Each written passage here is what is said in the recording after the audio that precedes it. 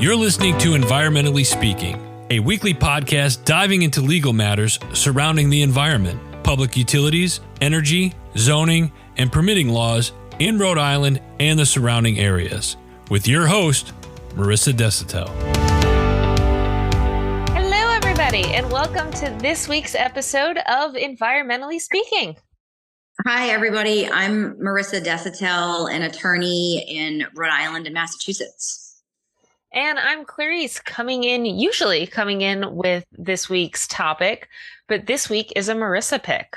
It is. And let me also just say, in Seinfeld third person or first person fashion, Marisa is casual. and also recording this from a borrowed office because Desitel Browning Law has moved locations. Not far, just down the hallway in the same building at 38 Bellevue Avenue here in Newport. But as moves go, things are in disarray and there's a lot of dirty stuff happening. So you're getting casual Marisa. And with that as the caveat and the backdrop, the topic I wanted to talk about today is timely because there have been several recent high-profile news articles about my favorite subject, offshore wind. Yes. I felt the listener collective kind of like sigh, like everybody knew. Because of the lead-in. Yeah, I've been pretty vocal about how I think these projects are being shoved down the states and stakeholders' throats without an appropriate amount of scientific investigation behind them. So that's no mystery or secret. But the news that's coming out about a lot of offshore wind companies recently has to do with the trouble relating to their financing. And I'm no financier. I'm not good at math. If I was good at math, I probably would have gone to medical school. So I don't know the intricacies of the deal, but I know that back our last guest for that. Oh yeah. Mark Guerin, good episode, by the way. The companies are experiencing a decline in stock value, and shareholders are just livid with the fact that these projects are taking longer than anticipated. And as a result, some of the government programs and government subsidies that are associated with the lease areas are expiring. So this might be, I'm not sure if you have the answer to this, but if these government programs with government funding expire, does that mean that the funds are never released to them? Do they get rolled back into another program, or have the funds been spent and are not, the project is not yet in fruition? The government, when I say government funding, it's not like the government is writing a check to these foreign companies, but they are providing certain tax credits, tax rebates, and tax incentives. So there's a savings. It's not in the form of direct revenue from the government, but it comes in the form of a break on their taxes.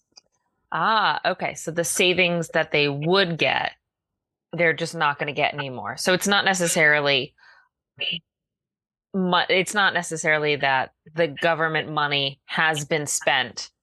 It's that it's just they're not going to get to take advantage of this deal. That's right. Well, I'm not mad. I'm not mad. If you had told me that the government gave them money and it's not going anywhere, that would annoy me.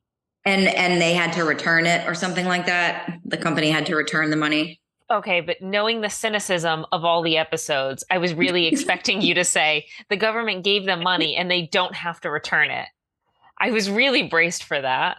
Yeah, thank God that's not the case. But what is the case is, as a result of the forecasting that gets done for these offshore wind projects, once you start messing with government tax incentives and that savings goes away, it drives up the cost of the project, and the stakeholders or shareholders are not happy with that, because obviously they would prefer to have more money. And what is being proposed by offshore wind companies at this point in terms of who bears the cost, ultimately it comes down to the ratepayers. One of the recent news articles that I read came out of the state of New York, where Orsted, who's a foreign company, went to the state regulator and said, look, we are experiencing a shortfall in our financial forecast because of things like supply chain issues, cost associated with products that are available, issues with local and state and federal objectors, because the jobs that were promised as part of these projects are actually going to non-Americans. So that has created some issues, as you might think, and it's caused delay. For these offshore wind projects, delay is their kryptonite. It's detrimental. Okay, so they've gone to these groups and said, we're facing all of these issues. What's the end goal? Help us get out of it? How can you? No. So, I mean, it's a good question, but no, the companies like Orsted are going to the regulator and saying, we need you to approve a rate increase that will be passed on to the ratepayer, who is anyone living in New York using power from the grid, or here in Rhode Island and Massachusetts, it's you and me. And the state regulator said, absolutely not. I mean, this is an incredible increase. People are not going to be able to afford electricity. We cannot approve this. Wow. And so it's that big of a jump. Yeah, it's a huge jump, and they're just not going to pay the bill. I mean, they're talking about a 4-fold increase. So let's say you're paying $100 a month right now for electricity. You're going to be paying $400 a month for electricity. That's what they were asking for. That's what they were asking for. The audacity to go in and say, we need a 4-fold increase, because our phantom shareholders somewhere in Denmark are sitting back, smoking their pipes and not getting enough return on their investment. So thank God New York said absolutely not. And those projects are now in jeopardy. And the second part of your question that you asked there about, what does this mean? Is there a penalty to be paid, or are they looking for money back? If Orsted cannot get the rate increase approved, like it could not do in New York, then they have to unilaterally break their power purchase agreement. And there are penalties associated with that in the millions. More expensive. Millions, yeah. I mean, that cost doesn't get passed on to the ratepayer, but it just goes to show you how much money these companies have, where they're like, you know what, we'll just break the contract and pay the $4 million penalty. Wow. I would love to know where that penalty money goes. Not to harken back to our school bus admissions episode, but I just want to know where that penalty money goes.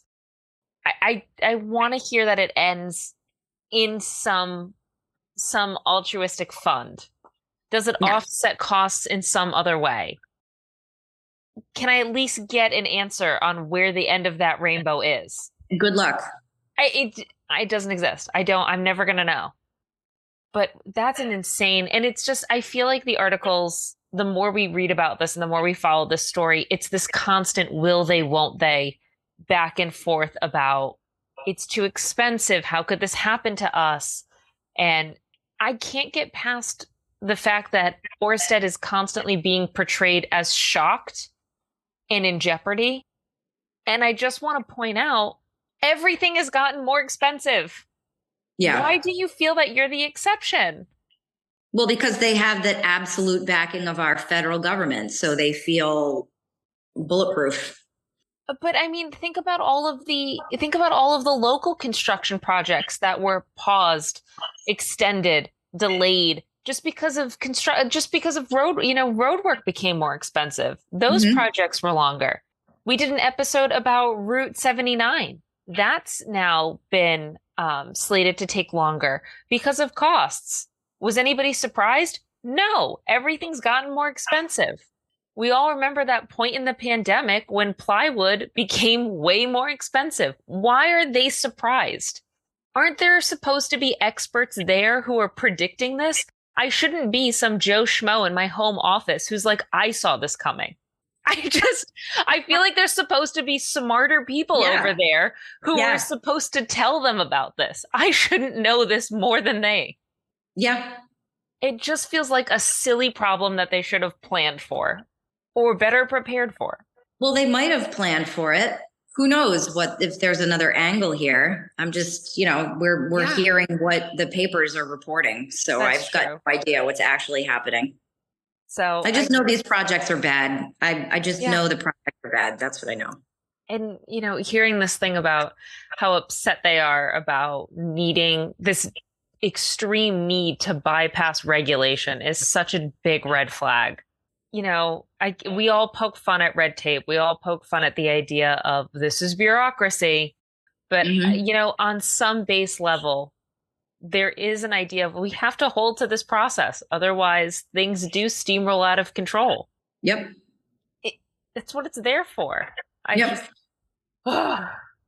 That's my answer. Just, ugh.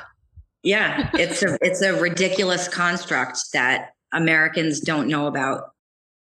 It's not part of the information that you hear about on a daily basis. The only reason I know is because what I do for work, but the supply chain issue has been in place for a long time. And the other question that I have is these wind turbines are custom made. Mhm. So it's not like there's a supply chain issue in terms of supply and demand.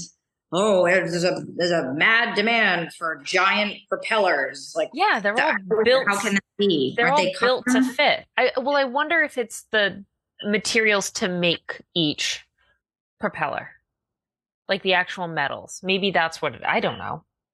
Fiberglass. I have no idea. Are people building a lot of boats? Is that a thing?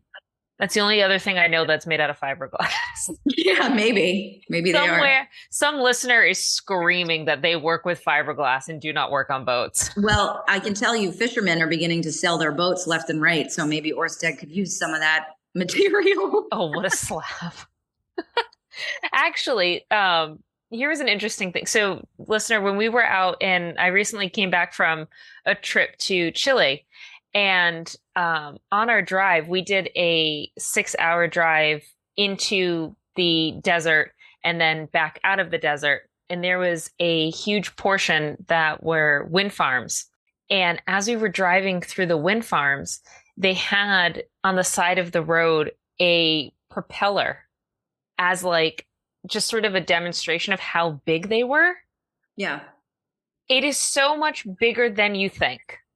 They look gigantic, obviously, as you're driving by them and as you see them in the distance, but driving alongside the propeller, they were massive. Yeah. It's and just scary, driving right? through the wind farm, they were huge. Scary. Yeah, it was such a weird experience. I'll send the photo to see if we can put that up on the socials. Oh yeah, please do. Yeah. It'd be interesting to look at. But I mean, getting the size of them on land, it really changes your perspective of how intense and invasive they could be. Yeah. Going underground. So it's something to keep an eye out for. We'll see. Right. We'll see as they keep fighting. Yeah, I'm sure we'll do another or many episodes on updates with these projects. Yeah, let us know what you think. You can catch us on the socials. I'll see if we can post that picture of the wind farms. We're going to be on Instagram, Facebook, the site formerly known as Twitter. at Desitel Browning. You can watch our video on YouTube. You can get a sneak peek at parts of the new office there as well through this video. And you can send in your questions, comments. Let us know what people use fiberglass for. I have no idea. At our email. And our email Marisa. It's Marisa at desitelbrowning.com. Have a good one. Bye. Thank you for listening to this episode of Environmentally Speaking. If you're in need of an environmental attorney, we are here to help. Call us at 401-477-0023 or visit our website at www.desitellaw.com. That's www.desautellaw.com.